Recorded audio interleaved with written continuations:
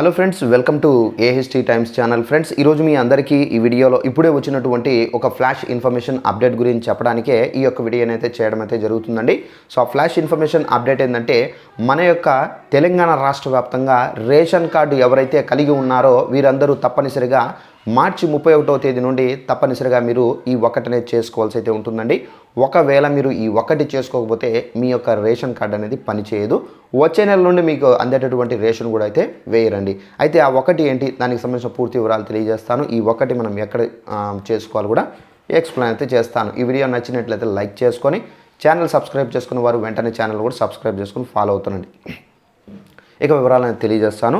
మన యొక్క తెలంగాణ రాష్ట్ర వ్యాప్తంగా రేషన్ కార్డు ఎవరైతే కలిగి ఉన్నారో అలాంటి వాళ్ళందరికీ సంబంధించి ప్రభుత్వం అయితే శుభవార్త అయితే చెప్పారు.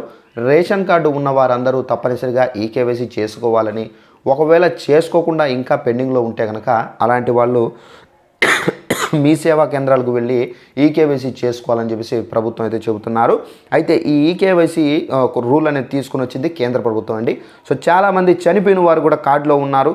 సో కార్డులో ఉండి వాళ్ళు కూడా అర్హత లేనప్పటికీ రేషన్ బియ్యం అనేది తీసుకుంటున్నారు. సో ఇలా ఎవరైతే బోగస్ కార్డులు ఉన్నాయో వాటన్నిటిని ఏరివేయడానికి ఈ ప్రక్రియను తీసుకొచ్చామని చెప్పేసి మనకు కేంద్ర ప్రభుత్వం అయితే చెబుతున్నారు. అయితే మనకు ఈ కేవైసీకి సంబంధించి చేస్తే కనుక ఎవరెవరు నకిలీ ఉన్నారు, అంటే అర్హత లేని వారు ఉన్నారు, అర్హులు ఎవరున్నారు అని చెప్పేసి గుర్తిస్తారు. సో దీనికి సంబంధించి ఈ కేవైసీ చేయాలంటే మీ యొక్క కార్డులు ఎంతమంది ఉన్నారో అంతమంది వెళ్ళి మీ సేవా కేంద్రాల్లో లేదంటే కనుక రేషన్ షాపుల దగ్గరికి వెళ్ళి బయోమెట్రిక్ అనేది వేయాల్సి అయితే ఉంటుంది. ఎవరైతే బయోమెట్రిక్ వేస్తారో వారి కార్డులు మాత్రమే అయితే ఉంటాయి. ఎవరికైతే బయోమెట్రిక్లు వేయరో వారందరి కార్డులు అయితే ఇక పనిరేవు అనగా రద్దు అవుతాయి. అలాగే మనకు రేషన్కి సంబంధించి కూడా మనకు బియ్యం కానివచ్చు. సో మనకు రేషన్ కార్డు యూజ్ చేసుకొని మనం